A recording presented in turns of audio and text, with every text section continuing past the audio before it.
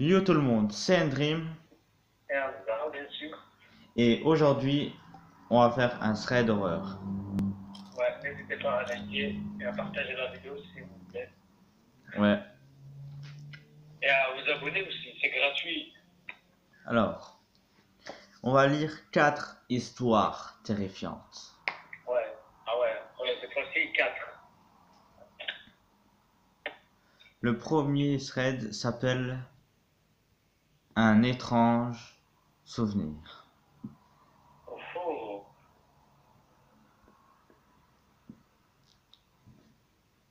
Et c'est parti. Let's go. Je me rappelle de ce jour où j'avais invité des amis pour une soirée entre potes. On avait mangé et puis on a regardé un film. Ensuite, nous avions décidé de faire un cache-cache. Quand mon ami commença à compter, je m'étais précipité pour retourner dans ma chambre et me cacher dans mon placard. Au, au, au moment de rentrer dedans, j'ai ressenti une sorte de malaise, comme s'il y avait une présence. Quelques secondes s'écoulèrent et je sentis quelqu'un respirer, ce qui était étrange. C'est qu'au moment où j'étais rentré, je n'avais vu personne. Pourtant, j'avais remarqué un détail, tous mes sacs, mes vestes étaient empilés. Soudain, j'ai vu la pile bouger. À cet instant, j'ai saisi de terreur, mais j'ai réussi à sortir du placard directement. Ensuite, mon ami m'a retrouvé en plein milieu du couloir et j'ai perdu. Quand mes amis sont partis le lendemain, je ne leur ai rien dit. Ensuite, j'ai pris mes jambes à mon cou et j'ai décidé de voir s'il y avait bien quelqu'un. Et puis, personne. Il était parti. Depuis, j'en ai jamais parlé. Et je ne saurais jamais qui était cette présence dans le placard. Si vous le souhaitez, partagez mon histoire. Ok, ton histoire, ça va. Ouais, Allez, deuxième histoire. let's go. Mon frère veut jouer. Enfant, j'adorais jouer au Brick Mega Blocks. J'aimerais construire de grands tours et ce que j'aimais encore plus, c'était les détruire. Une fois après avoir détruit une de mes tours, j'ai commencé à m'ennuyer et j'ai demandé à ma mère la permission d'aller jouer dehors. Elle a bien voulu, à condition que je range les briques que j'avais laissées par terre. Je range les briques que j'avais. Je suis donc retourné dans ma chambre, mais quand j'ai franchi la porte, j'ai vu que mon petit frère était en train de ranger à ma place. Putain. Il avait allumé la lumière et paraissait très concentré sur ce qu'il faisait. Je lui, Oh. je suis allé dire à ma mère que mon frère s'en occupait. Elle m'a alors regardé, puis a jeté un œil dehors un moment avant de répondre. Ton frère est en train de jouer dehors. Je suis retourné dans ma chambre et je n'y ai vu personne. La lumière était éteinte et les briques traînaient toujours par terre.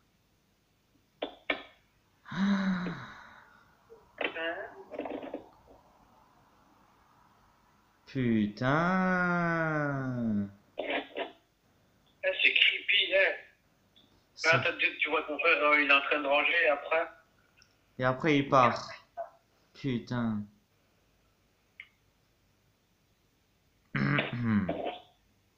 Ok. Oh merde. Attends.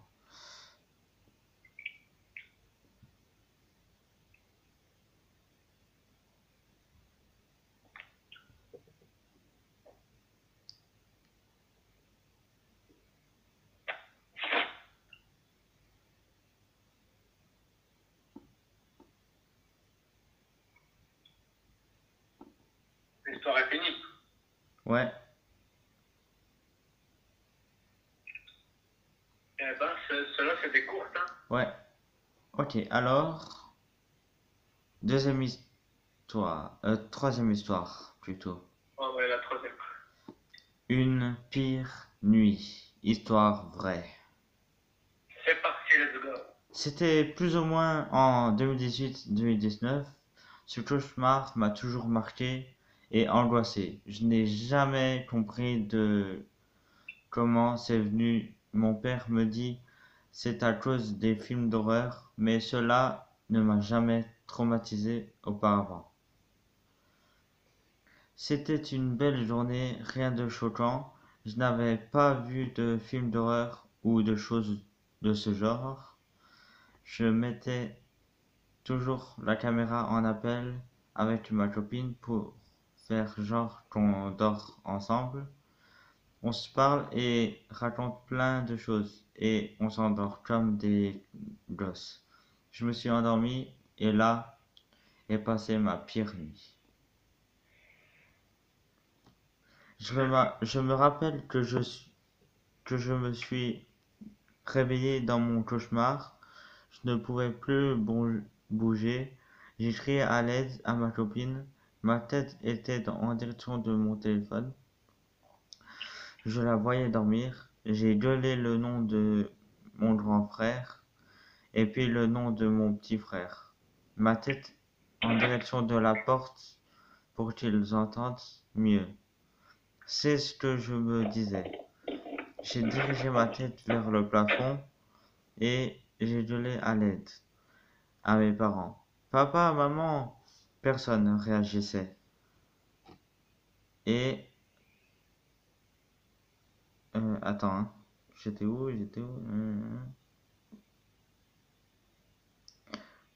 Alors, personne ne réagissait. J'ai gueulé à en pleurer parce que je ne savais pas ce qui se passait.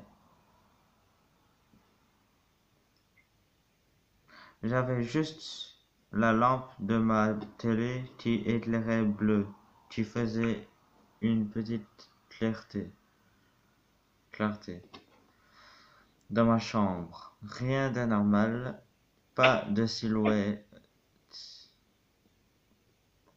ou quoi dans le fond de ma chambre, juste bloqué comme si on m'avait mis un poids sur mon thorax et qu'on m'étouffait. Je me suis réveillé vers 4-5 heures du matin. Je ne sais pas, je ne sais plus trop, mais c'était tôt dans la matinée. En sursaut, tout transpirant, mes cheveux étaient mouillés comme si j'avais couru. J'avais super soif, j'étais super stressé, j'avais des frissons de froid, alors que j'avais super chaud. J'ai alors bu, je me suis pincé pour voir si j'étais bien réveillé et regardé mes mains. Car si on n'a pas 5 doigts, à ce qu'il paraît, c'est que on dort encore. Je n'ai pas su fermer l'œil de la nuit. Cela m'a tellement marqué que j'ai fait des recherches. J'ai vu que cela peut arriver à de nombreuses personnes. Cela s'appelle la paralysie du sommeil. Cherchez sur internet si vous le voulez en savoir plus. J'espère juste que vous ne vivrez jamais cette situation. Ben les amis, il a raison. La paralysie, Ouais, il a raison, hein. Écoutez. la paralysie du sommeil. Squeezie a raconté une histoire comme ça. Elle a fait une vidéo comme ça. Ah, presque comme ça. Ah. Le tout premier thread d'horreur qu'il a raconté, vous vous souvenez? Avec le mec qui avait son crâne en moins, un crâne en moins. Ah, ah ouais. Et voilà. C'est pas C'était, l'histoire de dire David et tout. ouais, voilà, Dear David. C'était ça. C'était On devait presque poser la même que, chose. on devait poser que 2 questions. Ouais, et si on posait une troisième question, il mourra. Ah, Ah là là là là. Et là, on passe à la quatrième et dernière histoire. ouais. C'est parti, let's go. Mes, 15 a- 000 likes photo. mes années lycée du cauchemar. Histoire vraie. Ouh, là, je suis pas bien. Bonsoir à tous. Et je vais vous raconter mes années lycée qui est devenu un vrai cauchemar. À l'époque, j'avais 14 ans lorsque je rejoins le lycée pour la première fois à la rentrée des classes. Tout se passe bien. Je rencontre mes camarades de classe ainsi que les professeurs. Cependant, dans la classe, un élève était très peu bavard et mystérieux, qui s'appelait Tom, comme moi. Personne ne voulait lui parler car il dégageait quelque chose de bizarre. Cependant, comme il paraissait seul, j'ai eu pitié et l'a donc invité à traîner avec moi et quelques amis. Le temps euh, passe et de jour en jour, il devint de plus en plus creepy. Comme quoi, il souhaitait égorger quelque chose ou encore qu'il pouvait voir comment les gens vont mourir dans le futur. Alors que Ouais. moi et mes amis décidèrent de l'ignorer, pensaient que c'était seulement un moyen pour lui de trouver de l'attention et de se donner un style. Cela dit rien nous aurait préparé aux événements qui vont suivre.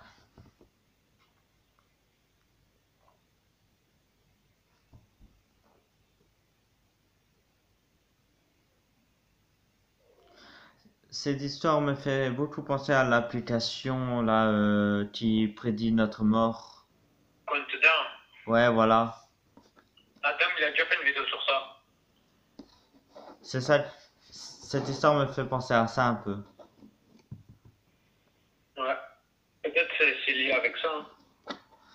Alors, nous sommes passés en première, tout se passe bien, jusqu'au jour où Tom, mon camarade de classe, est resté immobile pendant 1 heure entière, sans bouger, sur un banc sur lequel notre groupe aimait s'installer, et cela sans fermer les yeux, jusqu'au moment où il a commencé à se démantibuler de manière extrêmement dérangeante. Panique, nous l'avons claqué afin de le faire revenir à la réalité. Il commence à me regarder d'un regard instant en me disant que ma mort serait pendant mon année de terminale. Cependant, pour moi, tout était que le fruit de son imagination. Mais à partir de ce moment, j'ai ressenti comme un sentiment inconscient de danger permanent à chaque jour d'école. Ah ouais, d'accord. C'est creepy, wesh. Me voilà enfin en terminale et toujours dans la même classe que Tom. Et celui-ci, après les vacances d'été, ne possède plus une aura de système et de solitude, mais une aura morbide et dangereuse, étant extrêmement mal à l'aise en sa compagnie. J'ai décidé de le fuir un maximum. Cependant, oui, ça va et vous? Oui, ça va, merci. Ça va les vacances? Oui, ça va. Chouette. Ça va vous?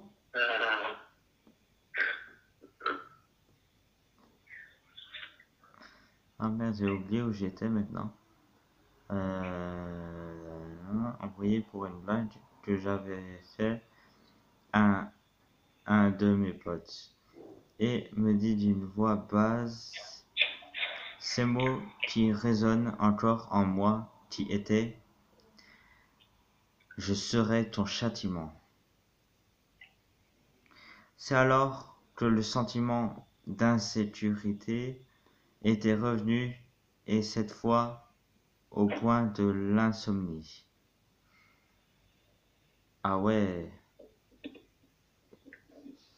Quelques semaines plus tard, parmi mes potes, il y avait un mec qui s'appelait Lise, qui était en colocation avec Tom, dans l'internat pour garçons de mon lycée. Et celui-ci, dans la plus grande bienveillance, lui demande si il veut faire une partie de cartes nocturnes, car il était déjà minuit, et d'une voix calme et déterminée, il lui aurait répondu: non, j'ai quelque chose d'important à faire. Intrigué, il décide de filmer en secret tout le long de son expédition, avec l'aide de quelques de ses amis à l'internat. Mais ils ne s'attendent pas à voir une chose aussi horrifique que ce soir-là. Tom s'était rendu dans une ferme à proximité du dortoir pour y tuer et décapiter une chèvre à la hache. C'est quoi cet enfant? Mais ça me rappelle les bails de sacrifice et tout. Wow. Mec, il a que 14 ans. Comment il peut tuer une chèvre à 14 ans? Putain. Ça me rappelle les bails de sacrifice, des moutons. Wow. Le lendemain, Lise n'était pas en cours pour une raison que j'ignorais. C'est alors en cours que j'ai reçu une chose à laquelle je n'aurais jamais pensé recevoir. C'est un morceau de papier écrit en lettres de sang: ton châtiment est pour maintenant. Et à l'intérieur de ce papier, il y avait un œil d'animal ensanglanté. C'est dégueulasse. C'est l'œil de la chèvre, je suis sûr. Ah. Je me retourne vers Tom et je le vois me regarder d'un regard pensant et insistant.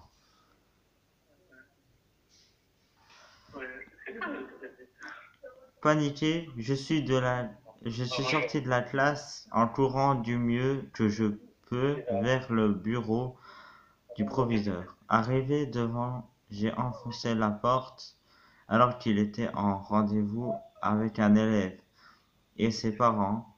C'est alors que l'élève en question était Lise, qui, traumatisée, me vit arriver paniqué et en larmes, qu'il comprit que Tom pouvait à tout moment effectuer son châtiment sur ce qu'il juge bon de châtier. C'est alors que nous avons montré nos preuves au proviseur, que celui-ci verrouilla la porte et appela la police et une ambulance. Les services sociaux sont arrivés et ont arrêté Tom qui était en possession dans son sac à dos d'un couteau de cuisine. Mec, t'as 14 ans, tu veux tuer des gens? Hamza, ce mec il a 14 ans et il pense à tuer des gens. Waouh, Oh, c'est quoi ce mec? Cependant, avant d'être déplacé, il laissa tomber un autre papier qui m'était destiné, écrit en lettres de sang. 2 heures plus tard. On n'échappe pas à son châtiment. Et alors qu'il marchait en direction de la voiture de police, il se retourna et d'un grand sourire à pleines dents et ses yeux grands ouverts cria: c'est que le début. Putain.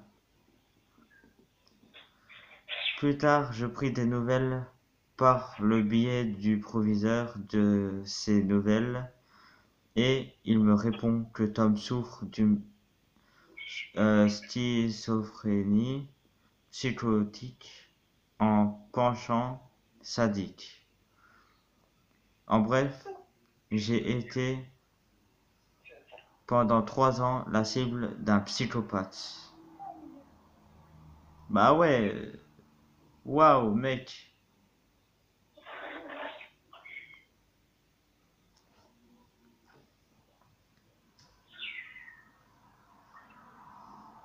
Bah les mecs, c'est la fin de cette vidéo. J'espère que ça vous a plu. Moi, ça m'a plu vraiment. Et on se dit à la prochaine pour une autre vidéo.